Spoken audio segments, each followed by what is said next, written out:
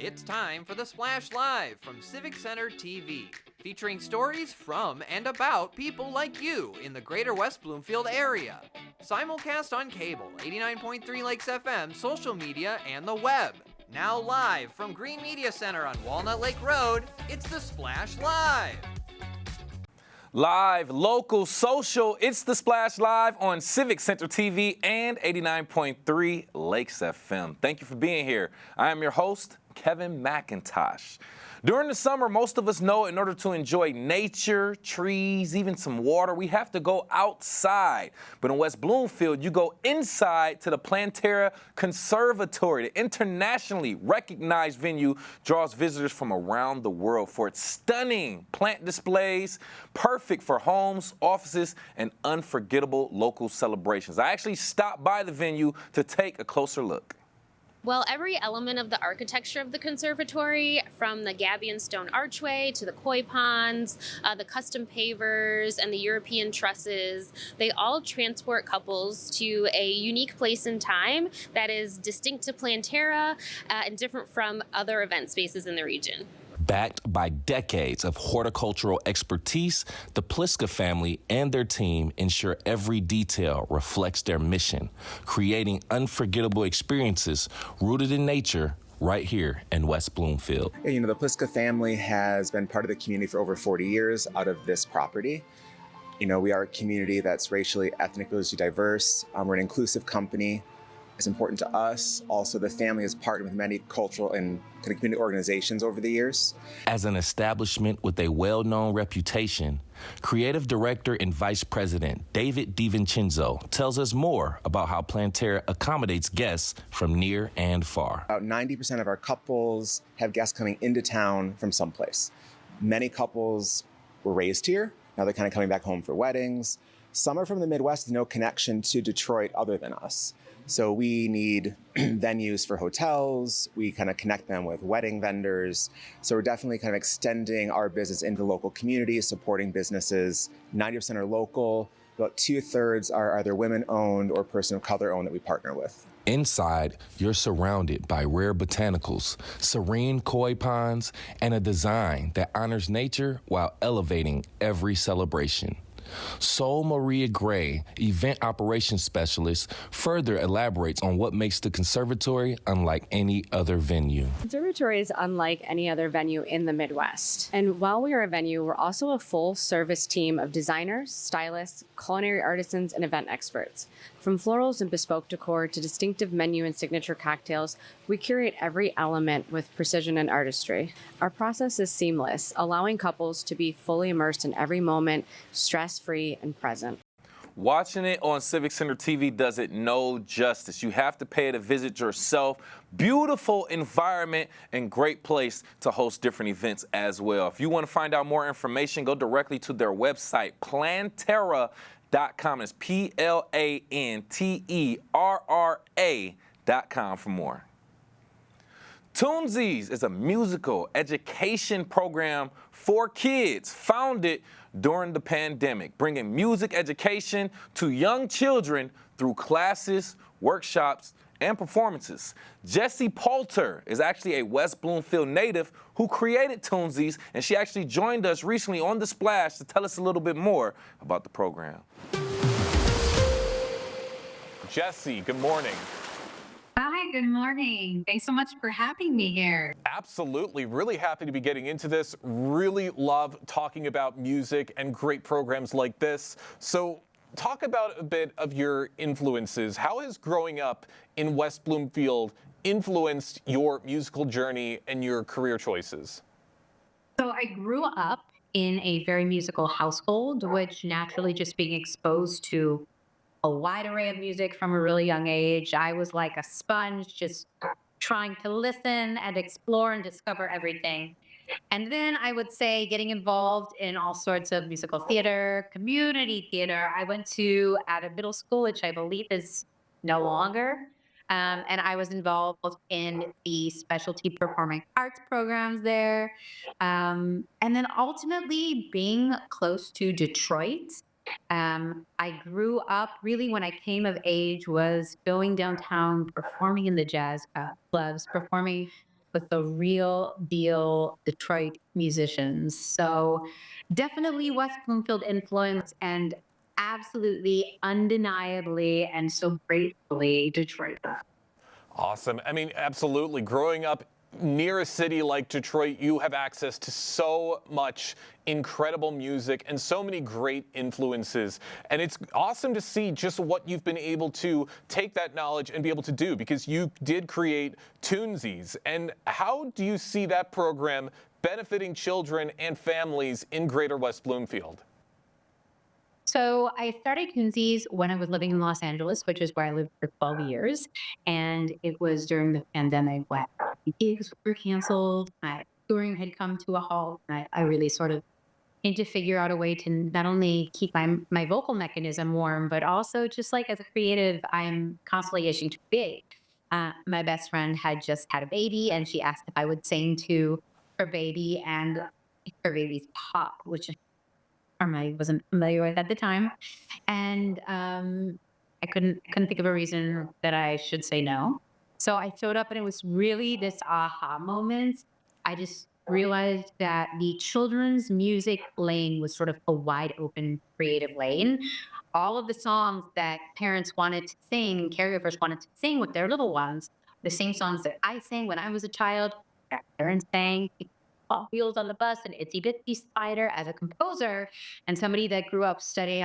A jazz vocalist and a composer, and I really grew up studying the Great American Songbook. So when somebody says standards, that is a very familiar term for me. And I said, who's really updating these, children's standards? And so I was super inspired to, and I'm not only inspired, but like I felt very much a responsibility to sort of nurture this wide open lane. And then when I had my own child, I wanted to create the music experience that I would want my child to have. So fast forward, I am now living back in Detroit. And I have brought my program, which I've been working on and building curriculum for since 2020. I brought it here, and I am so grateful to be teaching pretty much 6 days a week, sometimes 3 times a day, all over Detroit, Metro Detroit, um, various age groups. And it feels to me like a responsibility, like a calling, but like very organic and inspired. I get such joy having performed for audiences all over the world. It is so joyful to be around human beings at their earliest musical experiences and to be able to experience that through them. Um, Thank you. Wow, that is all incredible to hear. I love hearing about those aha moments, because sometimes they come at the most unexpected of times. And it's great to see how you've been able to take advantage of that. And like I said, you've got some great stuff in the works. You've got an album that's going to be coming out very, very soon. And you've got something called the Jazz ABCs, one of those songs on the album. How does songs like that introduce kids to jazz? And what impact do you hope it has on early childhood music education? This album that I recorded was recorded in New Orleans, and I really wanted New Orleans spirit to be all over the music. I worked with unbelievable musicians, some of my heroes, and I was afforded the opportunity to record this album through a grant from an organization called South Arts Grant Organization. And I knew that I wanted to incorporate a song that was sort of bridging all of the different influences that have made me the artist that I am. So people still actually, I think one of the number one children's songs is the ABC song, the alphabet song. And it really hasn't been updated. It's been around for centuries. And I was driving to teach one day, and it hit me just like a ton of bricks. The song pretty much fell out of me. I grabbed my phone to record it, and in full, there's actually a video clip um, that is on my Instagram and my social media of me just like being the conduit of writing the Jazz ABCs, and then recording it with this masterful jazz studio band in New Orleans is extremely special. I really think that we captured not only the fundamentals of jazz, from like a theoretical standpoint, but also from a an execution of the musician's playing standpoint. Uh, that it's a top-notch band. One of my favorite saxophonists of all time, Joel Fromm, played on it. It just so happened that he was on tour in New Orleans and he took a solo. So you're exposing children to improvisation and really all of the instrumentation, orchestration of a jazz group. And these are sounds that are really palatable for little kids, but it's not as common as you would think. So my hope is that kids learn their ABCs through alliterated jazz fundamentals, which is what this song is, while being exposed to like the very authentic jazz. Awesome. And again, working in an environment like New Orleans where jazz is in their blood. I mean, that's got to be incredible. And I know you touched on it a little bit, but what was it like being in that environment and how do you feel that it helped to shape that project? I think it completely shaped the project. It was very much this serendipitous week of what I believe is capturing lightning in a bottle. Everything just kind of worked out. Even the things that like didn't feel like they were working out in the moment all happened for a reason. Um, and the playful, improvisational, joyful essence of the city of New Orleans is all over this music from start to finish. And that is really the language of children is play. And that's really the language, music is the language of tunesies, but it's a play-based method. So I felt like we completely accomplished and all the pieces just sort of fell into place. So I'm so grateful for that. I really felt like we accomplished what we set out to do and more. And it was a wonderful start finish creative experience. For those just joining us right now on The Splash, we have singer-songwriter Jessie Palter joining us right now to talk about her many programs that she's doing, and she's influenced by the great work in New Orleans and the Detroit music scene to benefit for her music program Tunesies and her original compositions. In fact, you also, along with the work you do for kids, you also released an album called Nothing Standard, a deeply personal jazz album featuring your own compositions. What was the process in returning to your jazz roots for an album like Nothing Standard? So I think for a while when I was living in Los Angeles, I just had the desire to explore whatever sort of naturally kind of creatively inspired me. I don't really think of music in terms of genre, but it's a little different with jazz because it's the language that I studied. I went to school for jazz. I was at University of Michigan School of Music as the sole vocal jazz major for my year. Um, and I had gotten away from it a little bit. I was working with a record label and I was releasing stuff in a singer songwriter lane, which was also very deep personal to me. But when I parted ways with the record label and started reclaiming who I am as an artist, as an independent artist, it was integral to me for that process to also honor my roots as a jazz vocalist. And I had worked with the musicians on that album. I collaborated on the compositions with a longtime collaborator, Michael Jellick, who was my music director for many years and pianist, and also a bit of a mentor, a teacher. I learned a ton about music and harmony through working with Mike. And it was important to really honor all of the work that we had together. So I released that album, I think, in 2022. And it ended up just really sort of hitting off more than I could have anticipated, which I'm so grateful for. And was just really a reminder to like honor who you are as an artist and really trust your own artistic integrity. Well, happy to hear about all of the success that came from this incredible album. And Jessie, I do want to ask, as you've hopped around quite a bit, you've been in Los Angeles, you've been in New Orleans, now that you're back here in Detroit, how do you see yourself continuing to contribute to the local music scene? I think being a Detroit musician is so important to who I am as an artist. So no matter where I go, no matter where I've been as a performer, people always say, "Oh, where do you learn to sing with such soul?" And the answer is always Detroit. It's Detroit, and it's musicians that I grew up with, and the teachers that I had that really shaped me, and the experiences in the bandstand that I had that shaped me. now that I'm back here and really nurturing, who I am as an artist and all of the many facets. Um, I never want to hinder that very innate part of me that is a Detroit musician, which I don't think I ever did hinder, but I just really want to like shine a light on all of the different facets of who I am.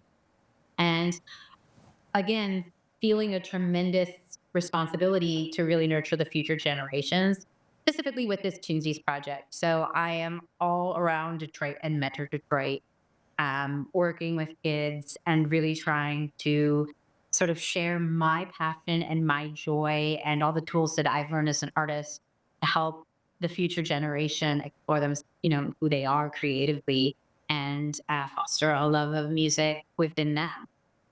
Well, it's amazing to hear of everything that you're doing, Jessie. One more quick question before we let you go. How can the West Bloomfield community support your work with Tunesies and your larger musical projects?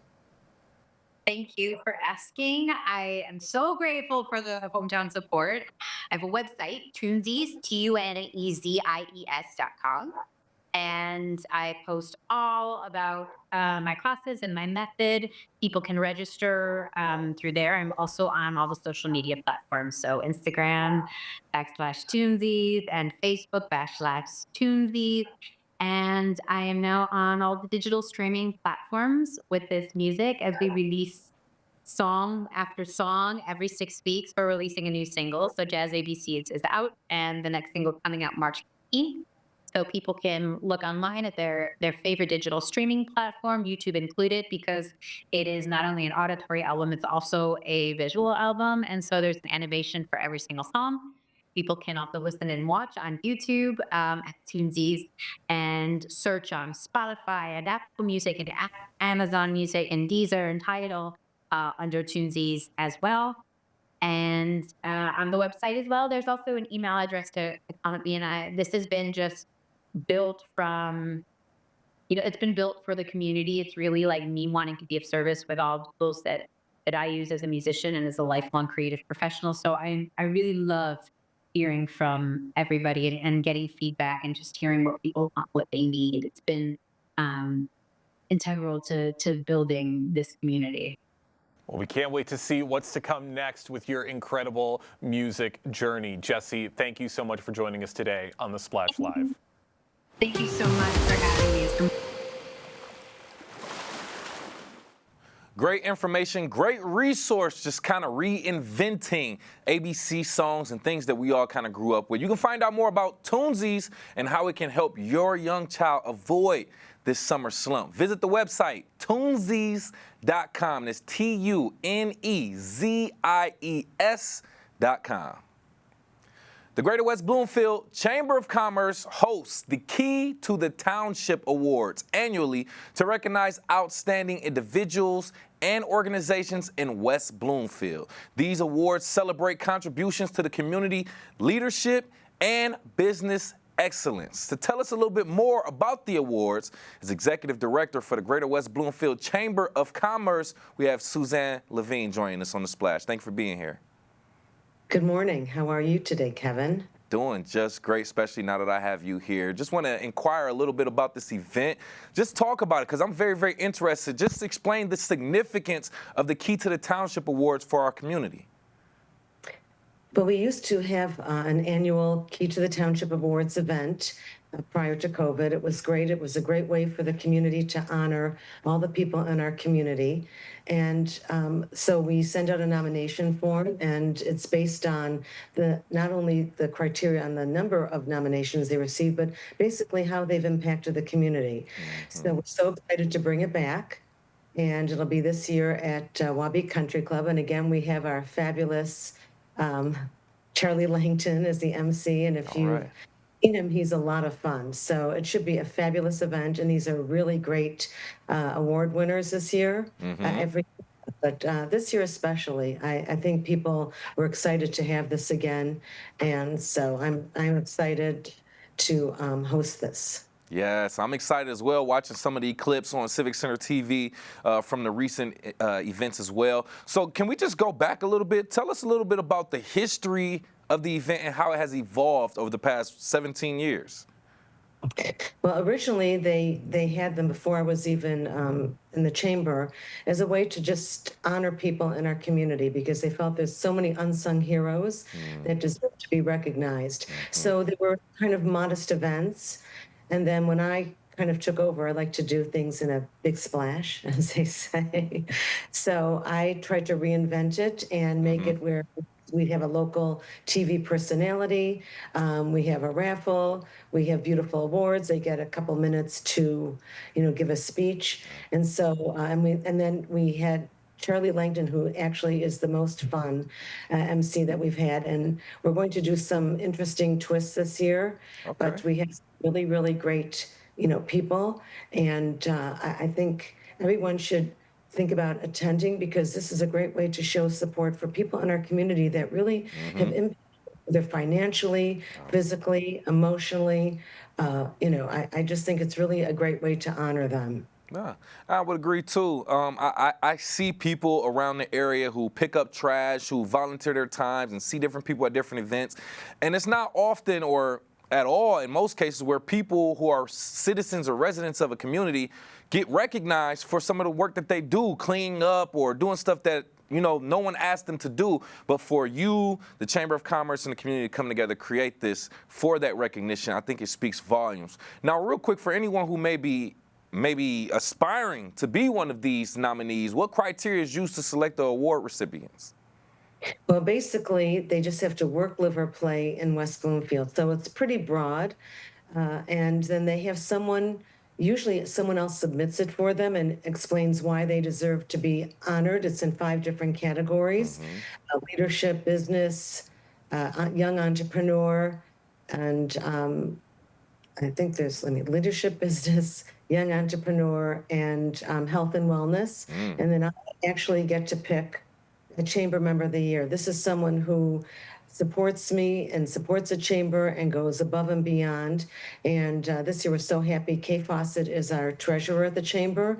And people don't realize, but the board is not paid. So for her to do this, especially because she is an accountant, and you can imagine during those months, with all the tax issues, she's pretty busy, but she still maintains a great way to make sure that I'm doing my job and that the chamber stays solvent. Good, good. That further just explains how people are so committed to things like this, events like this that recognize other residents that help our community just be great overall. With me right here live on The Splash, by the way, Executive Director for the Greater West Bloomfield Chamber of Commerce, Suzanne Levine, talking about the Key to the Township Awards that'll be coming up soon, just recognizing local residents and all the efforts and work that they've done as well. Are you able to tell us a little bit about some of the people who will be honored at this event, or is that a secret? No, we revealed it. Okay. Our business leader of the year is Joe Barbat. He is, I believe he's the CEO and president of Detroit, Prime Concepts Detroit. And he's amazing. He owns most of the fabulous restaurants in our area. He's committed to making sure that we are upscale, like Prime 29, Nara. He owns Wabi Country Club. He owns Aurora and then Aurora on the Lake. They just purchased in Commerce. And he's just a really generous, fabulous human being. And we're so happy to honor him because he's one of those unsung heroes too. He just wants to invest in our community, which is so important. Yeah. It's important for our schools and our community, but he also, you can see that the parking lots are full. So they do a great job of making sure that we are well fed. And it's a great place to celebrate, parties or just, have a fabulous meal. So we're really thrilled. And he's part of the Chaldean community, which I love the fact our chamber is really committed now to working hand in hand with them. I think it's important. I've explained to other people that there really is no, you can't be worried about competition. I can't be worried about what other chambers are doing. I can only offer the best that we can possibly offer, and every chamber offers something else. But the Chaldean community is very present here. And so I think it's really important. They've reached out to me. We do a lot of collaboration, but I'm really happy to honor someone from their community that has done so much. Oh, it sounds well deserved as well for everything that they've done, and I love that you all are collaborating with the Chaldean Community Center as well. So speaks volumes. Great work as well. If I'm not mistaken, I believe I saw that the Greater West Bloomfield Chamber of Commerce's mission basically just talks about bringing business and community together in some type of way. How do you feel like this event aligns with that mission? I think it's great because if you look at the the award winners, it's a very diverse group. We have Shana Johnson from, she's the president, and now she's the regional president of West of Henry Ford, system, and she is a phenomenal leader. I mean, Henry Ford is the West Bloomfield is the largest employer in our area and a really important supporter of the chamber and the community. So we're really excited. So the way that we do that is if you can find a diverse group of people to honor, you are bringing people that maybe didn't have an opportunity to meet a Joe Barbat. Maybe they have an idea that they can pitch to him, or Shana Johnson talk about some of the, health and wellness issues. So I'm really excited because I think that the best way to bring the community and business together is to host as many events that is open to the public. Anyone attend. There is a fee, but it's just a great networking event, and it's a casual atmosphere and a fun one, especially since, as I say, Charlie Langton brings a certain dash of spice. You never know. But that adds to the excitement of the event. Man, it sounds so great as well. And I want to touch on something that you just recently spoke on. This event is open to the public, although we are recognizing, like you said, residents and business owners and organizations who made an impact. I want you to just talk about, because this is open to the public, why should just a general resident of Greater West Bloomfield community attend or support events like this? The reason is that we really need these business owners and these organizations to be vibrant, to support community. It's not just about the chamber. It's about our community. The money that they pay goes towards our Parks and Rec and our library, our police, our fire department.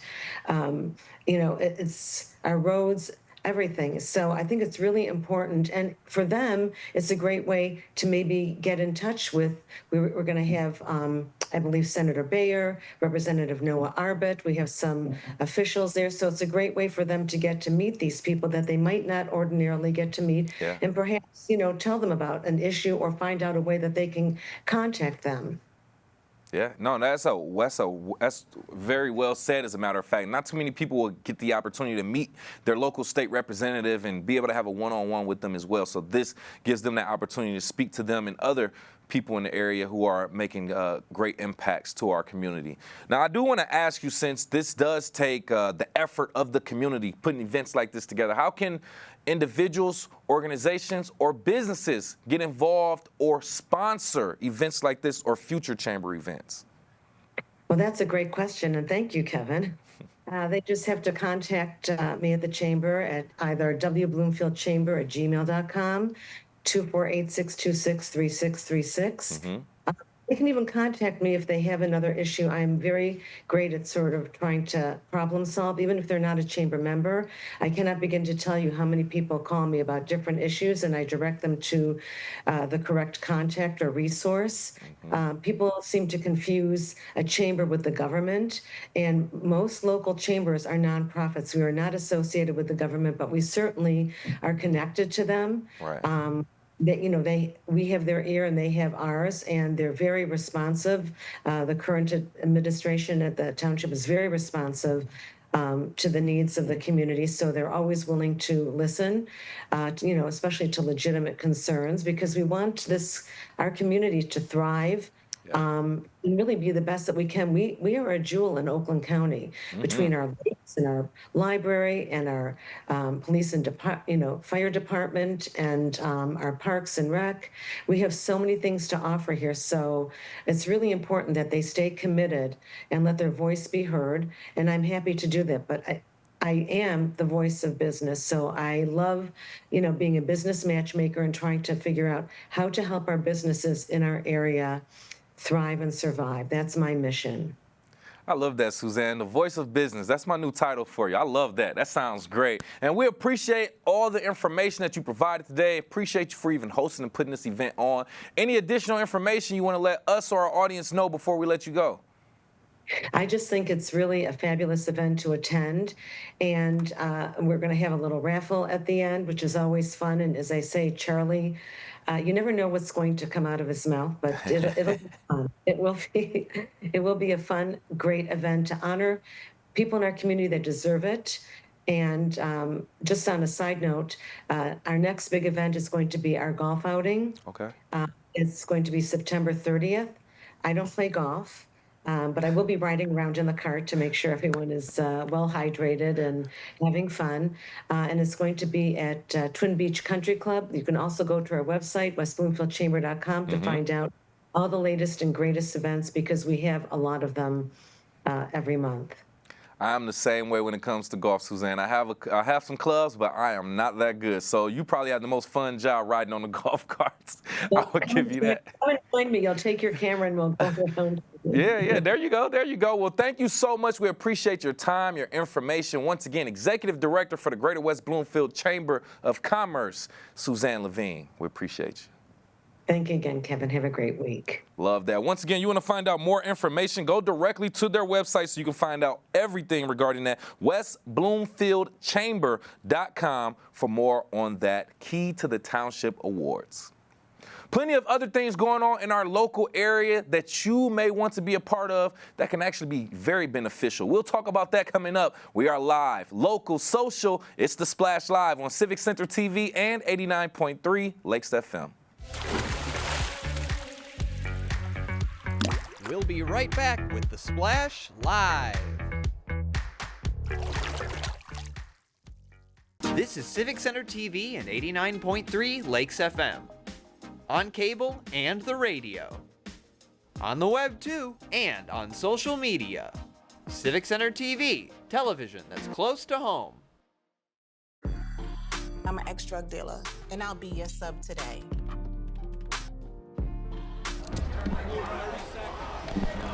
Two milligrams of fentanyl can be lethal.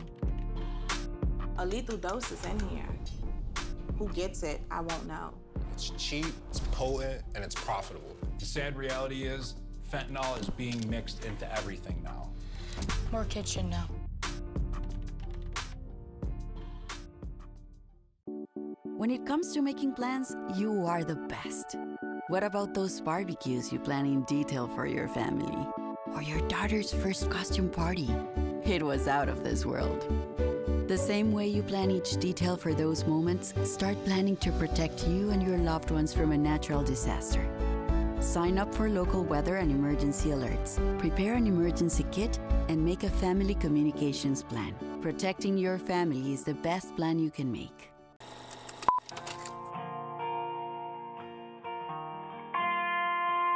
Bringing you stories and memories from Sylvan Lake. Civic Center TV, television that's close to home.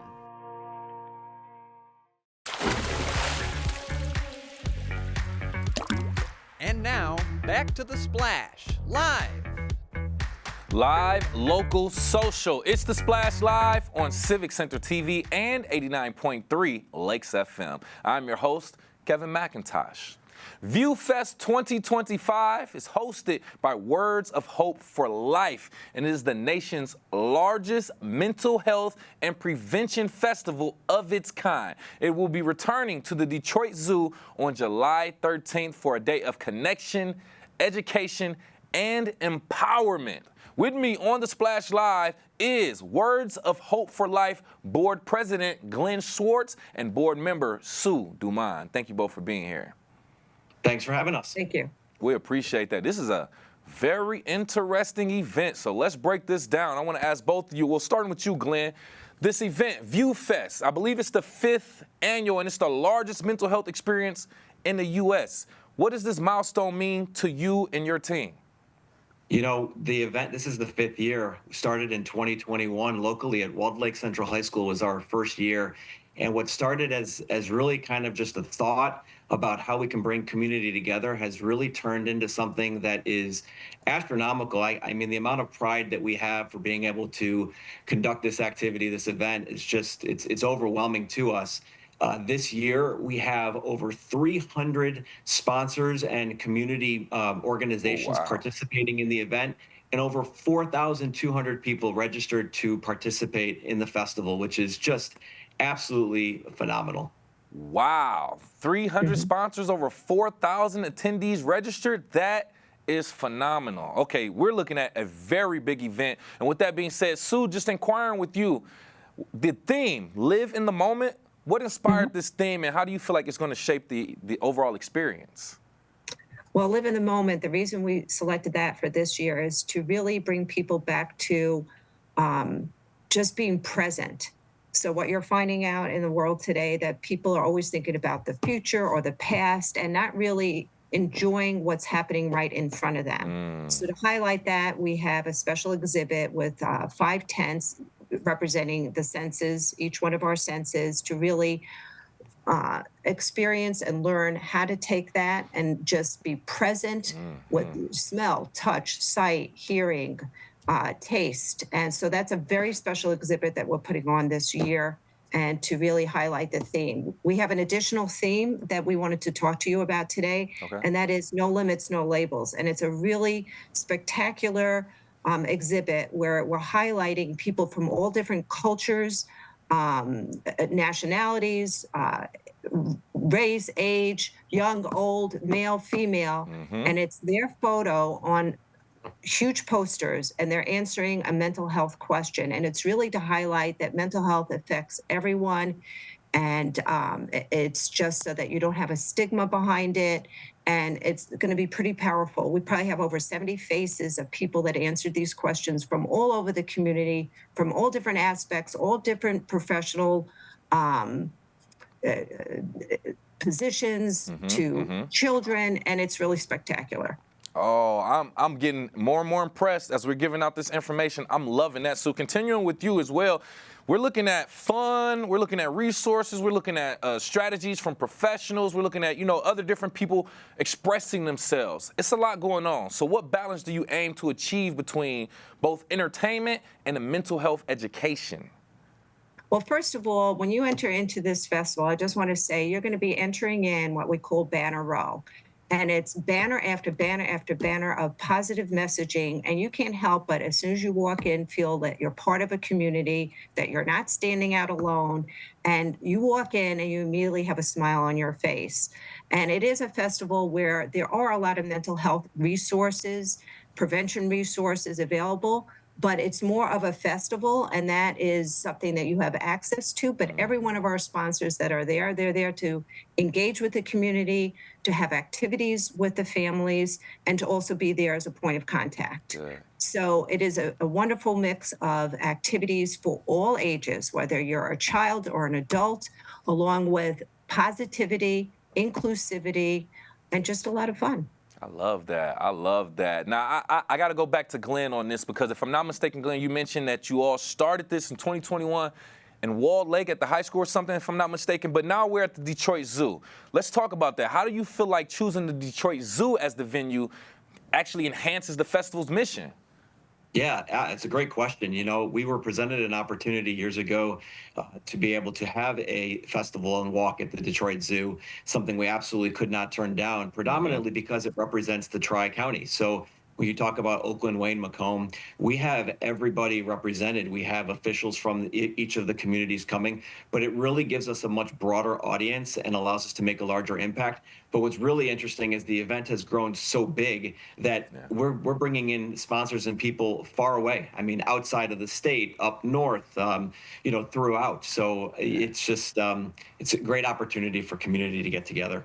No, man, I'm still impressed with the 300 sponsors and 4,000 registered attendees. That just lets me know the scale that we're talking about right now, and I love that. But with me right here live on The Splash, by the way, Words of Hope for Life Board President Glenn Schwartz and Words of Hope for Life Board President Sue Dumont, just talking about this upcoming mental health event that'll be happening at the Detroit Zoo, View Fest 2025, happening January 13th as well.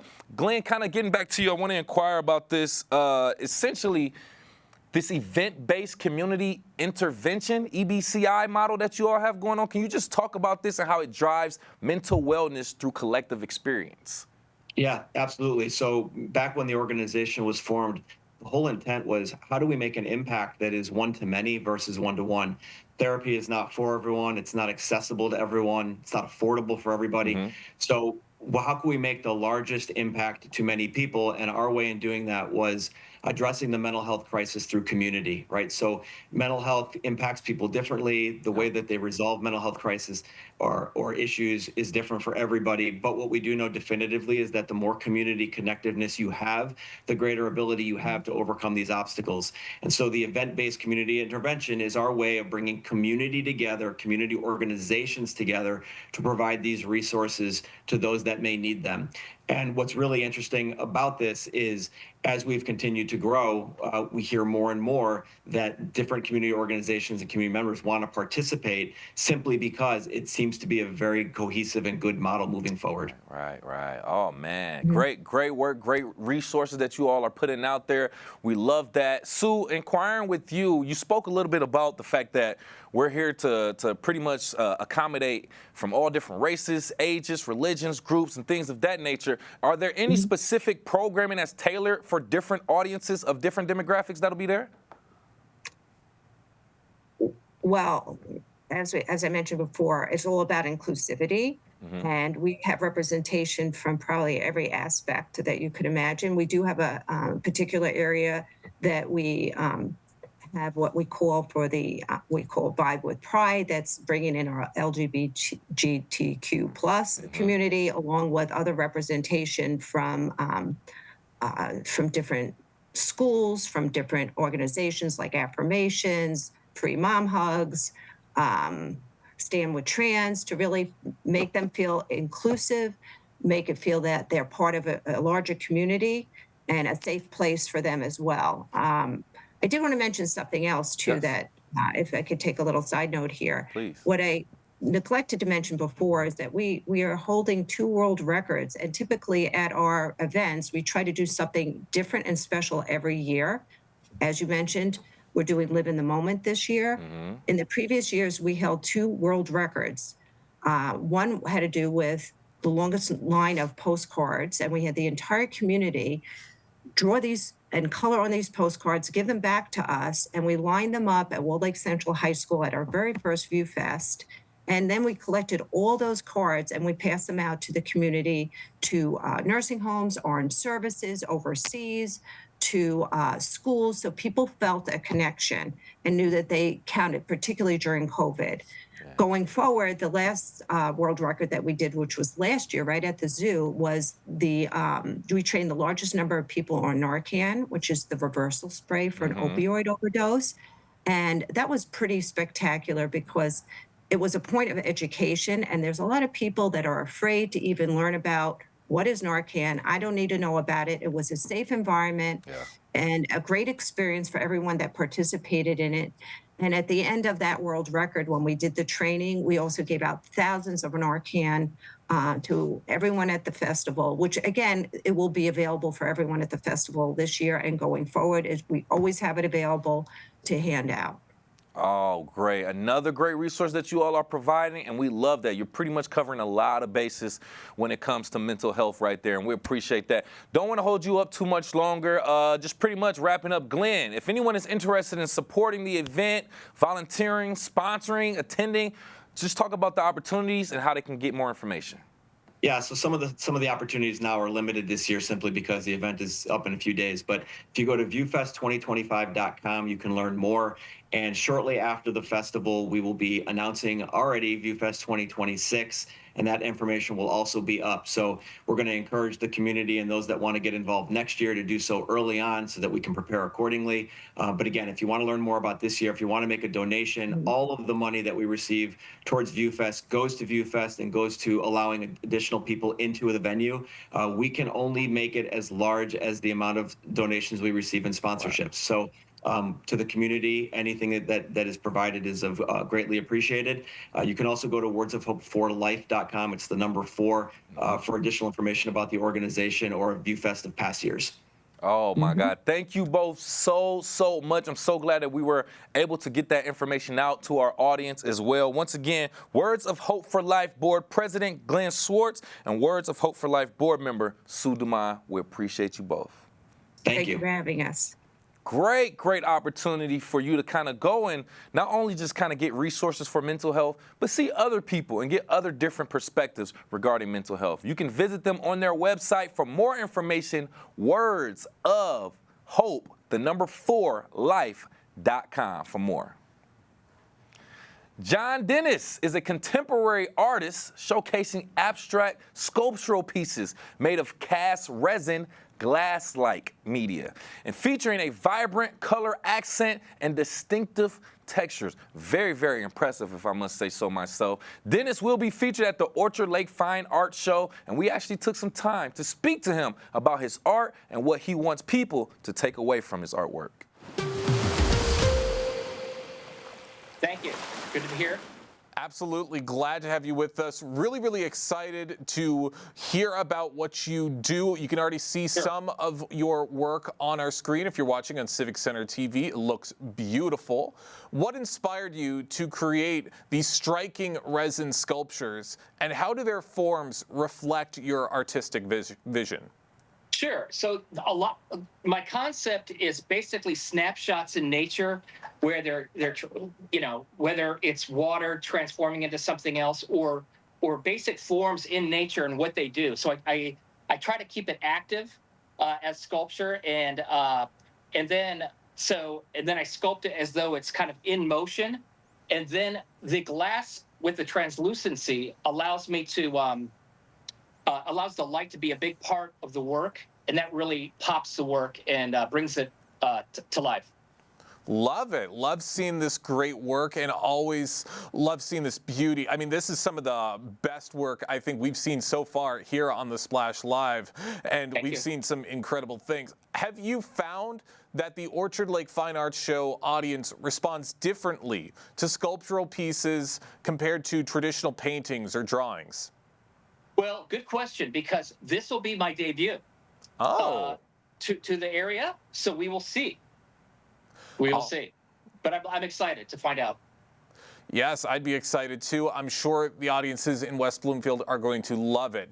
How does working with translucent materials and internal color layers influence what reactions you hope viewers will have? Sure. I do this color spontaneously, but I always keep in mind the end result with the color combinations. And again, the form mixed in with the light. So different times of day, it looks differently in the sunlight. So I always keep that in mind. I try to use natural colors, the golds, the light blues, the dark blues, some of the salmon colors, and that just keeps it, again, in that natural kind of presence. Awesome. All great things on display. And I'd imagine with a lot of these artwork that there's going to be some stories or emotions that you're hoping people take away from these artworks. What stories or emotions are you hoping to spark in the Greater West Bloomfield community when they encounter your work in person? So I have a piece called Soleil, and initially I made that piece. It was basically the Renaissance sundial that was in art for a long time, and I did it in half, and it actually it looks also like kind of like wings, but it's basically the radiance. It's a radiant element, and then I also have some water features that are, again, kind of the idea of rebirth. And so I keep it in a positive form. Again, nature in transition and how that kind of connects us all. And I try to, with the colors and that translucency, to create, that mood of like you're a part of it. You're really within the piece. John Dennis joins us right now on the Splash Live, contemporary artist showcasing several different forms of with cast resin and glass lake media, all of which is going to be on display at the Orchard Lake Fine Art Show in just a few short weeks. Now, as you said, this is your first time coming to the Orchard Lake Correct. Fine Art Show. How has becoming a part of this community and joining this incredible show influenced your creative development, and what do you hope the community takes away from your presence? So I'm from Michigan, not too far away from there. Originally, I left very young, and so I'm kind of going back there and reintroducing myself with, all this new work. And I never showed my work when I was younger. I left there very young at 12. And so I really want to introduce myself to the community. And I think because I don't know, the Great Lakes were a big inspiration for me. And I spent a lot of time on Lake Michigan and in that whole area. And actually, I think I was inspired by that as a child. And now going back there is kind of really nice. It's a reunion of sorts. Oh, I love that. That's always great to see, to come back to your roots and to showcase how you've grown and to showcase what you've learned along the way. I love hearing that. And I'd imagine with making these incredible artworks, it's a very intricate process. Can you share what a day in the studio looks like when crafting these complex pieces, especially regarding technique and material experimentation? Sure. So first I start with, I carve and plaster. I use only hand tools, grinders, chisels, all basic, no computers. And from drawings, I'll create a piece. And then from that piece, I use it as an open face form, like a breakaway mold in a way. So it's a limited edition. And then, so I layer the glass, let it cool, and then I do the acrylic over that. So a day could entail one of those processes, but I work on multiple pieces in different stages through the day. Interesting. Very, very great process. And I can't wait to see everything that you're going to have on display at the Orchard Lake Fine Arts Show. Now, looking ahead, how do you envision your work continuing to evolve? And what types of collaborations would you love to bring to the West Bloomfield area? Yeah, so I'm interested in also incorporating stainless steel, maybe working with a stainless steel artist and incorporating that into some public pieces. Right now I'm using some silver leaf, and it's working out really well. And if I kind of add a little bit of stainless with that, that could really be good. And that could also take the scale of my work even bigger and give it a whole different multimedia facet. So that could be something as well. And I'm playing with the idea of doing a show at a botanical garden, and I'm going to kind of introduce that into different cities, and we'll see how that goes. Interesting. Love hearing your thought process. Can't wait to see what's to come in the future, and I can't wait to see you out at the show. John, before I let you go, one more quick question. When you see people at the Orchard Lake Fine Arts Show, what do you hope is the most important thing that everybody takes away from your exhibit? Okay, great question. So to see it in person is much more interesting, and there's more of you really sense the piece versus just a photograph. So people can just see it in person, and I think that will help them understand what it does in light. And I can also I always talk about my process at the shows. So that'll be part of it too. Awesome. Sorry, go ahead. Oh no, so it's really, different people ask different questions, so there's not one spiel. It's always, I try to personalize it according to the question, and it's a good time because I also meet the community, and it's always good to see people excited about the work. Everyone is going to be very excited when they're out at the art show, and they're going to be even more excited once they see the incredible work that you have to offer. John, thank you so much for joining us today here on the Splash Live. Thank you.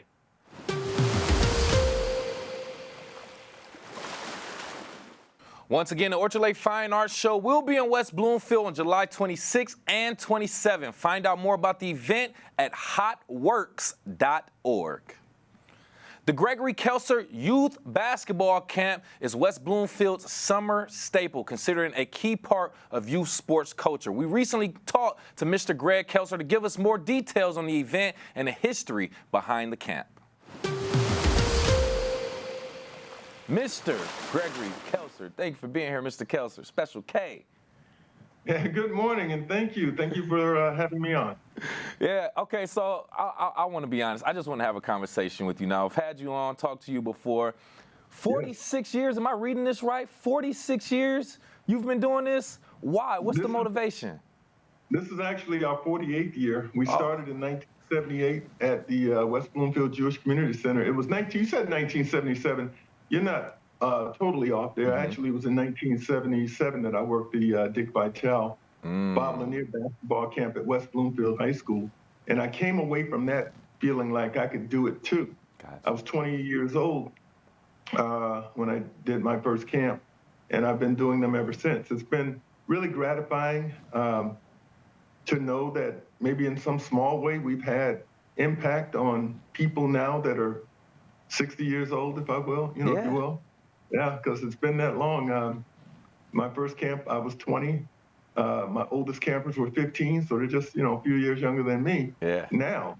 But that's the legacy. And, it's really nice to hear them say, well, you know what, I remember you doing this, or you saying this, and, it helped change my attitude towards education or, work ethic and having a good attitude. So that's what the camp is really all about. We teach a lot of basketball, but we also like to take pride in the life skills that we're able to extend as well. And I want to ask you about that as well. That's good that you brought that up. By the way, the camp will be held July 21st through the 25th, if I'm not mistaken, 9 a.m., 2:30 p.m., West Bloomfield High School, boys and girls aged 7 to 17. Now, I want to ask you about that. 7 to 17 seems like a very random number, but why specifically those ages of 7 to 17? Well, 7 will include kids that are in the second grade, and 17 will include kids that are probably moving into their senior years of high school. And when you've got a facility as big and as nice as the West Bloomfield High School, then you can have the adequate separation. The young kids are with the young kids, the older kids are with the older kids, and they don't intersect, they don't get in each other's way, and everybody comes away feeling fully fulfilled, and again feeling like they have been able to get the individual attention that they might need. We pride ourselves on that as well with a wonderful 10-to-1 coach to camper ratio, 1 coach to every 10 campers. Okay. And nice. And it's a good mix. It's a really good mix. It's proven to be really beneficial, we see, for the youngsters, the boys and girls. And that's the other thing, sometimes the girls will play with the guys if they feel they're good enough. And we've had some camps where the girls are really, really stars. Let's go. The guys. But typically, we try to keep everybody in their skill level. That's the thing, your skill level. Interesting. Rather than just dividing them up by girl and boy skill level. I love that, regardless, because it kind of helps everybody stay sharp as well. Couple other things I want to ask you about. We talked about the off-court, some of the factors in regards to that and some of those skills. What do you believe is the most important off-the-court lesson that you give to your campers?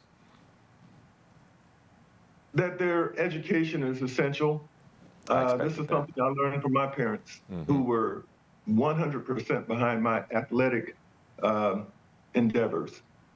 But they constantly preached to me how all of those are privileges, but that the education aspect is essential, and it's the one thing that will carry me the furthest. And, they were talking about it, even if I were to go on and play professional sports, I wouldn't be able to do it forever, and your education will come into play at some point. They were exactly right. Yeah. And all of my coaches, we all have gone the path. I have some coaches who played in the NBA, others who played college basketball, many of whom coach now in some aspect of basketball, would be at AAU or high school or recreationally. So they know the game, but they also know how important it is to develop the entire individual and not just the athletic part of a child. I am a staunch supporter of having a great attitude and the work ethic that you put into being a good basketball player or a good athlete. You must exceed that effort and have even greater determination in the classroom on a daily basis. That's your job right now, first and foremost. Yep, and it means so much more coming from a professional like yourself, Mr. Kelser, and we appreciate you for providing that opportunity and that information. One thing out of my personal curiosity I want to ask, the WNBA announced the expansion in the city of Detroit, possibly the return of the Shock. How do you feel about that, your initial reactions? How do you feel like that will impact the youth girls basketball in the Metro Detroit area as well? Well, I think it's wonderful. You know, I remember when I was in high school, I used to help out with the girls' team. Myself and two of my teammates, we did it for two reasons. We did it so that we could stay in the gymnasium. And we also had great interest in the girls and their progress and learning the game. And the game has come so very far since then. Yeah. And I've actually called a lot of WNBA games myself as a broadcaster, including the WNBA finals in 3 different years. So I have a great appreciation for the game and the opportunities that it provides for young girls who can now, like the boys, aspire to be professional athletes and to be professional basketball players. I think it's wonderful. Correct. And it's great to have the Shock back here because you cannot write or tell the WNBA's history up to this point without the Shock. Let's go. Having serious chapter or two about the success of the Detroit Shock when they were here, 10 or so, 12 years ago. Mm-hmm. Yeah, me and my coworkers talk about it all the time, man. It's written in stone in history, and true Detroit fans know all about it. Hey, Mr. Kelser, we're short on time, but we appreciate you so much. Wish we could ask you more, but thank you again for being here and for your time. Once again, Mr. Gregory Kelser talking about his basketball camp that will be held at West Bloomfield High School, July 21st through the 25th, 9 a.m. to 2:30 p.m. for girls and boys ages 7 to 17. Thank you again so much for your time, sir. Thank you, and you do a great job, too. Congratulations. You want to get more information on the Greg Kelser basketball camp, go directly to his website, GregoryKelser.com for more.